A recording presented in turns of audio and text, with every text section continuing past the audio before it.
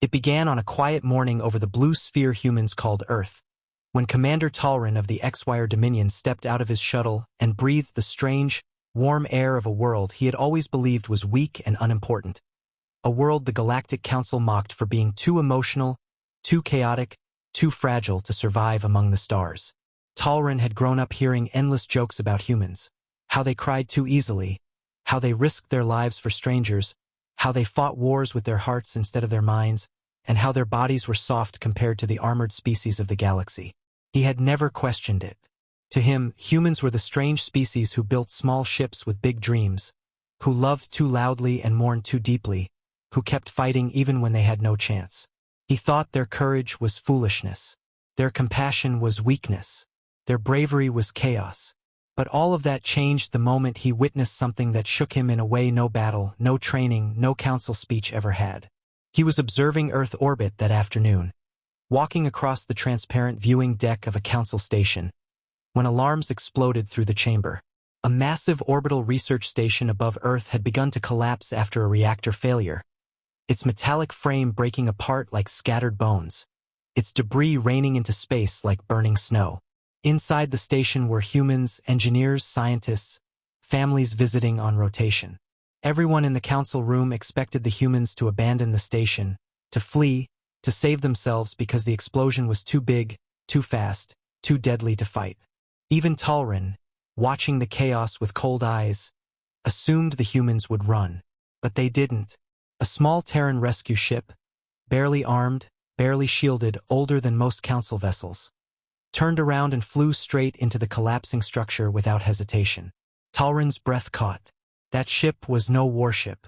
It wasn't designed to withstand falling metal, radiation, or the flames bursting like suns across the broken corridors. It was a rescue ship, meant for medical emergencies, not destruction. But the humans inside didn't care. They didn't even pause. They flew into death itself to pull strangers out. Talrin stepped closer to the screen, confused. "What are they doing?" he whispered, but no one around him answered. The humans on board the rescue ship were terrified. He could see it in their shaking hands, their frantic voices, their quick breaths, but fear didn't stop them. They pushed deeper inside the burning station, dodging explosions, shielding families with their own bodies, breaking doors with their bare hands just to save one more person. Talrin watched in awe as a human woman pulled two alien children into her arms, covering them as a fireball tore through the hallway behind her. He watched a human medic strap himself to a broken platform so it wouldn't fall, risking his life so the wounded could be carried out safely. He watched the captain scream, "We don't leave anyone, not while we still breathe," and Talrin felt something strange in his chest, something like disbelief mixed with respect. When the final explosion ripped through the station, when metal screamed and flames burst outward in a shockwave so bright it blinded the sensors, the Terran rescue ship didn't run. It stayed inside until the very last moment, until the last stranger was pushed into the escape pod, until the last scream was silenced by safety. Only then did the rescue ship shoot out of the collapsing structure, trailing smoke, lights flickering, engines dying. When the wreckage drifted in silent flames, the surviving humans aboard the rescue ship didn't celebrate. They didn't cheer. They sat on the floor, covered in ash and blood, crying quietly for the ones they couldn't save. They mourned the lost like family. Talrin stared at them, stunned. Every lesson he had been taught about strength said emotions were weakness, compassion was error, and courage without calculation was stupidity. And yet, here were humans, fragile, breakable humans, doing something no other species would dare to do. They ran toward danger, not away from it. They risked their lives for people they didn't know. They cared too deeply, but maybe that wasn't weakness at all. Maybe that was something else. Something no one in the galaxy understood. Something the council feared. Something Talrin could not explain. Behind him, a council ambassador scoffed. Humans, always so dramatic. But Talrin didn't hear them. His eyes were fixed on the Terran crew being carried off the rescue ship, exhausted, crying, wobbling on their feet, but still asking, "Did we save everyone?" Something cracked inside him in that moment. For the first time, he wondered if everything he believed about strength was wrong. Maybe the galaxy wasn't strong. Maybe it was cold. Maybe humans weren't weak. Maybe they were something else entirely. Something rare. Something dangerous. Something powerful in a way no weapon or shield could ever copy. Talrin stood silently on the viewing deck, watching the humans helping the wounded, comforting the grieving, refusing to rest until every survivor was safe. And as the sun rose over Earth, shining across the planet like a warm promise, Talrin felt a quiet voice inside him whisper a truth he wasn't ready to accept. Humanity was stronger than the galaxy ever admitted. But what he didn't know, what no one knew, was that the galaxy was about to face a threat so terrifying, so unstoppable, that every species would soon see the truth. He saw that day, a storm was coming, a war was brewing. And only beside humanity would Talrin learn what strength truly meant. Talrin could not sleep the night after witnessing the humans rescue strangers from the collapsing station. Because every time he closed his eyes, he saw the Terran crew staring at the wreckage with trembling hands and broken hearts, not celebrating survival but grieving the ones they couldn't reach in time. And that image burned inside him like a question he could not escape. Why would a fragile species risk everything for people who were not even their own? He tried to push the thought away the next morning when the council summoned him, but the memory followed him into the grand chamber, echoing around his mind like a whisper that refused to fade. The council sat in their shimmering seats, their long robes flowing like shadows, their cold eyes scanning crystals filled with reports, and when he stood before them, they asked for his evaluation of human strength. Talrin opened his mouth to speak, but the ambassadors from stronger empires laughed softly, calling humans dramatic, reckless, emotional creatures who ran into danger because they lacked discipline. They dismissed the rescue as senseless heroism, wasted effort, and primitive bravery. Talrin felt a strange tightening in his chest, something like anger, something he had never felt for a species not his own. But he stayed silent because he was still trying to understand why the scene in the station would not leave him. He followed the council's orders anyway and continued observing Earth, but the universe had its own plan.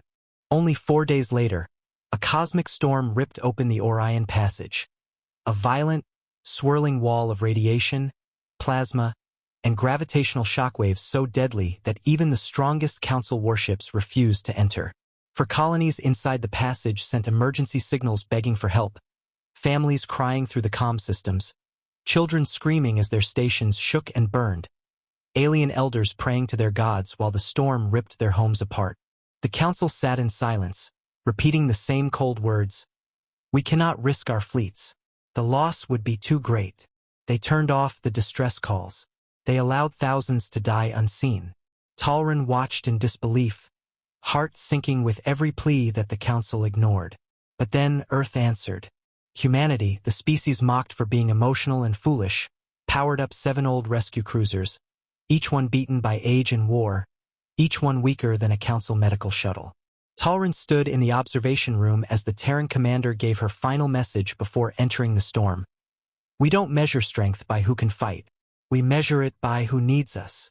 Talrin's breath caught. He had never heard anything so simple, so powerful, so human.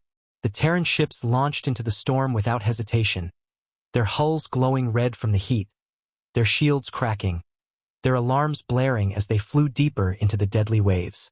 Council members whispered in disbelief, calling humans insane. But Talrin watched closely, and what he saw changed him forever. Inside each Terran ship, humans were crying, praying, shaking, but they kept going. They were terrified, but their fear did not stop their hands, did not weaken their resolve. They broke through walls of fire, pulled families from collapsing habitats, carried alien children through burning corridors. One human soldier shielded a mother from a collapsing beam, his own back taking the weight until his armor cracked. Another human pilot flew her cruiser through a crumbling mining tunnel just to reach 8 trapped workers. The storm was so violent it bent metal, shattered glass, broke gravity itself, but humans pushed through like they were built for chaos. They didn't fight the storm. They endured it. They bent with it. They survived it. Talrin felt chills crawl across his spine as he watched a Terran engineer whisper, "We're not leaving anyone behind," even as fire raged around him. These were not the weak creatures the galaxy mocked.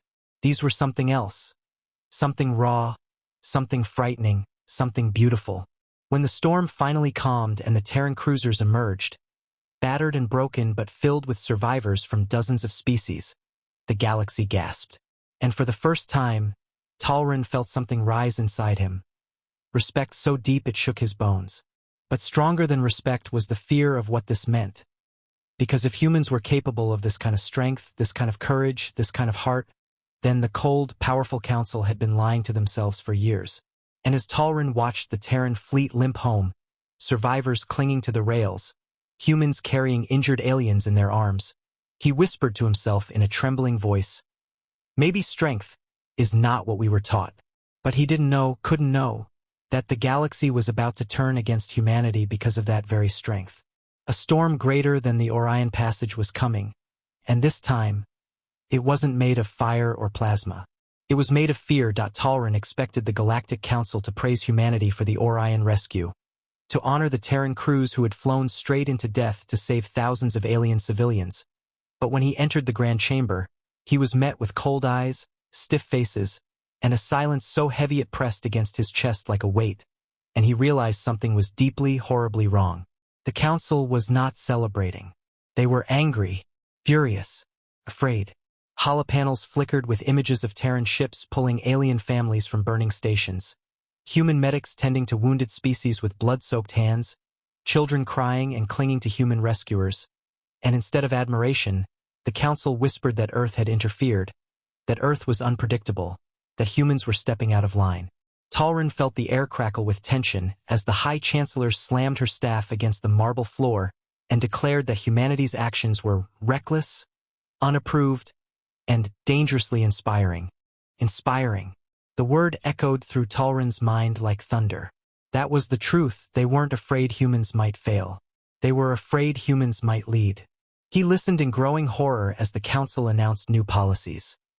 Earth's fleets would be restricted, their travel corridors limited, their relief missions monitored. They claimed it was for stability, but Talrin saw the truth in their narrowed eyes. It was fear, pure fear.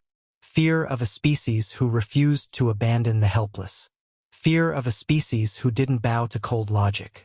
Fear of a species whose courage made ancient empires look hollow. Talrin stepped forward, his voice shaking as he tried to defend humanity. He spoke of what he saw inside the storm. Humans crying while saving strangers, humans pushing through fire while screaming in pain, humans risking death not for glory but for life. He told them humanity was not reckless, they were compassionate. Not weak, they were strong in a way no one trained to be. But the council glared at him like he was a traitor for even speaking such words. Strength comes from control, one ambassador said coldly. Humans lack control. Another hissed, emotions cloud judgment. A third whispered, a species willing to die for strangers will one day inspire others to rebel. And Talrin understood at last. The council didn't fear human technology. They feared the human heart, because the heart was something they could not regulate, suppress, or silence. It was dangerous to them, too powerful, too unpredictable, and too contagious. As Talrin stood alone in the center of the chamber, surrounded by rulers who mocked the very bravery that saved their citizens, he felt something inside him snap, not like a fracture, but like a lock breaking open. He realized he could no longer stand with the council's cold logic. He could no longer pretend humanity was the problem. The galaxy was wrong about humans, and they were dangerously wrong about what strength truly meant. The meeting ended with a quiet vote that sent a chill down Talrin's spine. Earth would be put under evaluation. A polite word for isolation. A hidden threat wrapped in diplomatic language. Talrin watched the ambassadors walk away, whispering about how to limit Earth's influence before it grew too large. And as he stepped out into the long hallway lined with shimmering banners of ancient empires, he felt a strange trembling inside, a mix of dread and defiance. Because deep down he knew, if the galaxy was truly afraid of humans now, then what was coming next would not be politics. It would be war. Talrin barely had time to process the council's decision before the real nightmare began. Because only 3 days after Earth was placed under evaluation, alarms erupted across the galactic network as a Vorik war fleet, one of the most brutal factions in the galaxy, descended on a neutral colony called Seraph 9, a peaceful world filled with farmers, children, teachers, and old people who had never even held a weapon, and the attack was so sudden and violent that entire cities were swallowed in fire before the colony could even send out a full distress call. Talrin watched the footage in horror as Vorik warships tore through the colony's sky like monsters made of metal and hatred, burning villages, dragging civilians from their homes, ignoring all treaties, all pleas, all rules. Mothers ran with children in their arms, elders crawled through smoke, families screamed for help as firestorm bombs rained from the clouds. And yet, when the council received the emergency call, they sat in their high chairs, safe and calm, claiming they could not risk their fleets because sending help would be too politically complicated. Talrin felt sick, truly sick, as he realized they were going to let an entire world die simply because saving it would cost them resources. He slammed his hands on the council table, shouting at them to act, but his voice echoed without power in that cold room, bouncing off marble walls made of pride and fear. Seraph 9 is not a strategic world, one ambassador said casually. Let Earth handle it, they love playing heroes, another said with a mocking laugh. But Earth had been restricted. Earth had been isolated. Earth wasn't supposed to leave its borders. Talrin felt despair claw at his throat, until a single transmission cut through the chaos like a blade of light. A Terran commander appeared on every emergency frequency, her voice calm, steady, burning with purpose as she said, "This is the Terran fleet. We are not restricted by fear." Talrin felt his heart race as the Terran fleet, battered, old, outnumbered, jumped into the battlefield without waiting for permission, without waiting for orders, without caring that the council would punish them. They arrived because someone needed help. They arrived because a colony was dying. They arrived because that was who they were. The Vorik opened fire immediately, tearing into the human ships, but the Terrans didn't back away. They pushed forward with a ferocity that sent shockwaves through the entire galaxy. Their ships weren't the strongest. Their shields weren't the toughest. Their guns weren't the biggest. But their courage was something Talrin had never seen before. Humans boarded burning ships to rescue trapped civilians. They flew into the heaviest fire to reach children trapped in collapsing shelters.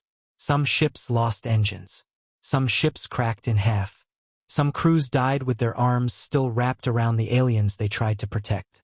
And as Talrin watched from the council chamber, powerless, trembling, he saw a human soldier drag a Vorik child into a safe corridor, protecting the child of the same species trying to kill them, and his chest tightened so painfully he couldn't breathe. That wasn't weakness. That wasn't foolishness. That was strength so pure it terrified the council. When the Vorik war leader broadcast a message demanding Earth surrender or watch Seraph 9 be burned to the ground, the Terran commander simply replied, "We don't leave the helpless behind. Not today. Not ever." Her voice carried across the void like thunder, shaking something deep inside Talrin as a realization tore through him. This was the moment the galaxy would remember. This was the moment strength finally had a face. And it was human.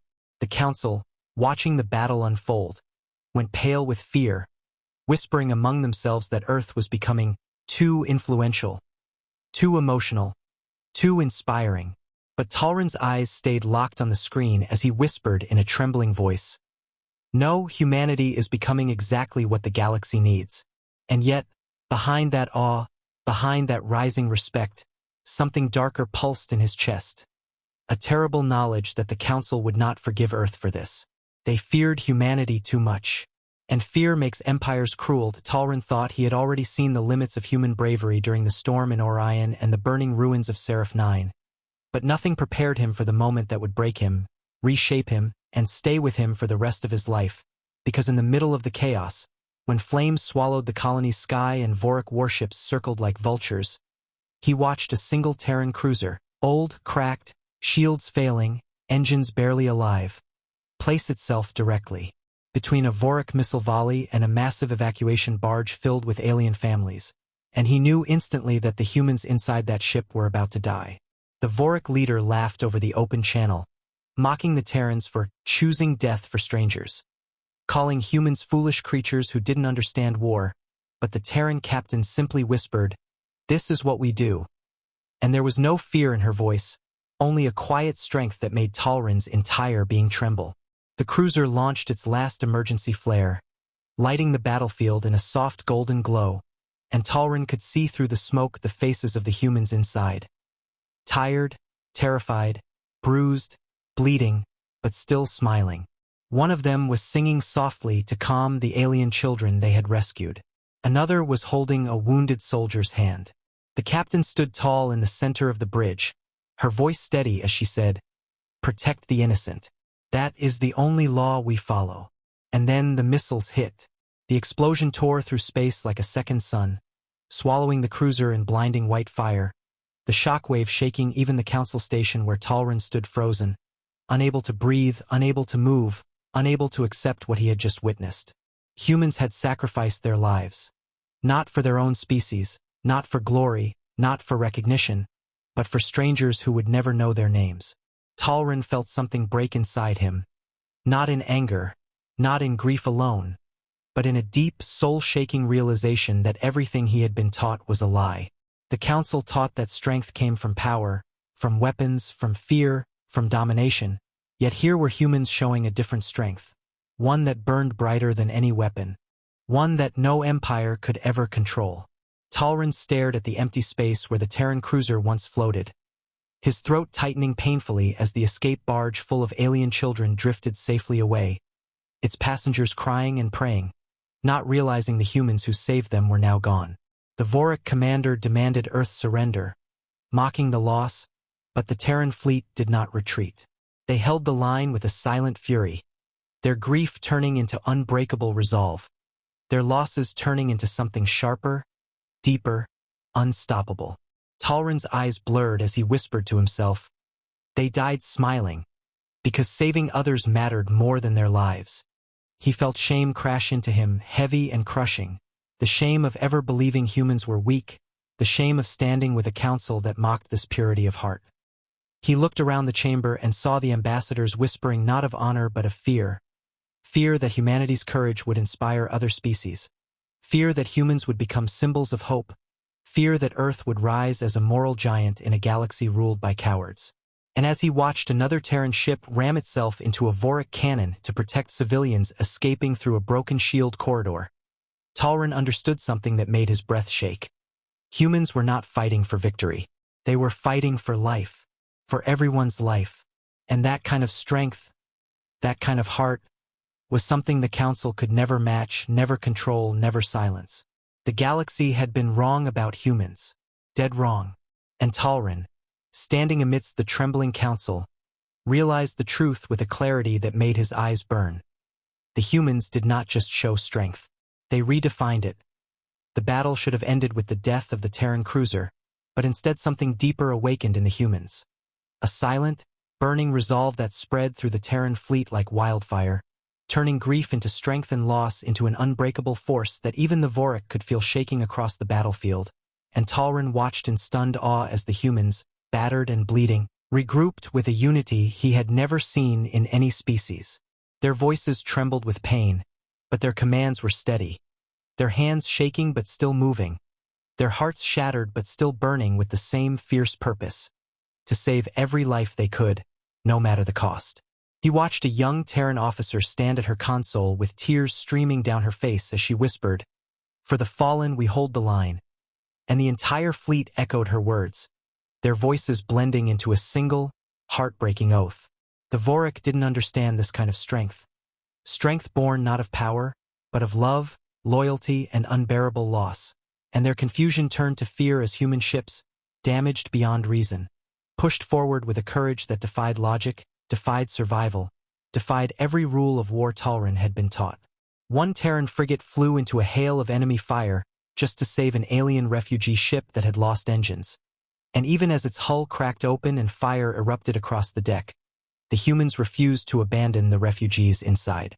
Another Terran pilot deliberately spun her failing fighter into the path of an incoming cannon blast, sacrificing herself so a group of Vorik civilians, yes, Vorik civilians, could reach safety.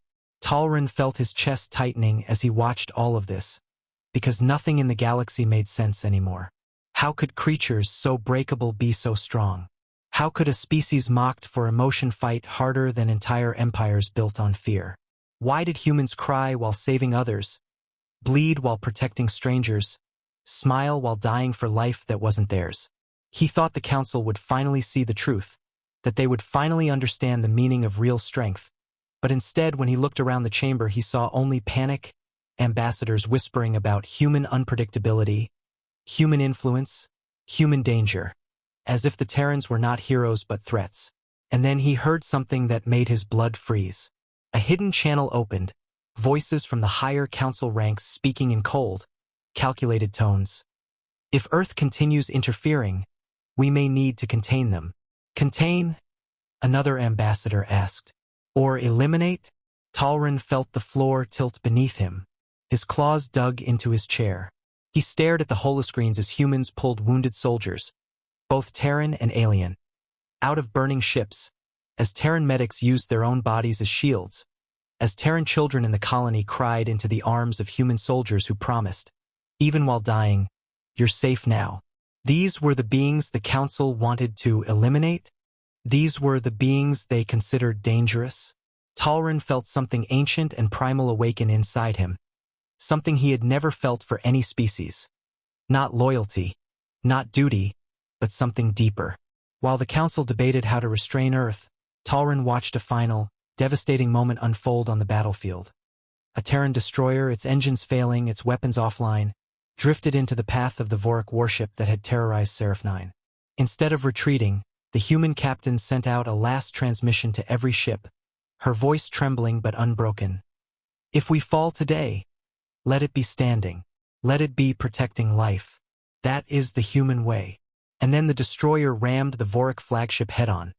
A brilliant explosion lighting the sky like a star being born, the shockwave rolling across the colony in trembling waves of fire and light. Silence fell. Even the Council trembled. And Talrin, staring at the flickering remnants of the destroyer, whispered in a voice full of awe, grief, and revelation. "This is strength. This is the real strength the galaxy feared." For the first time in his life, he understood why.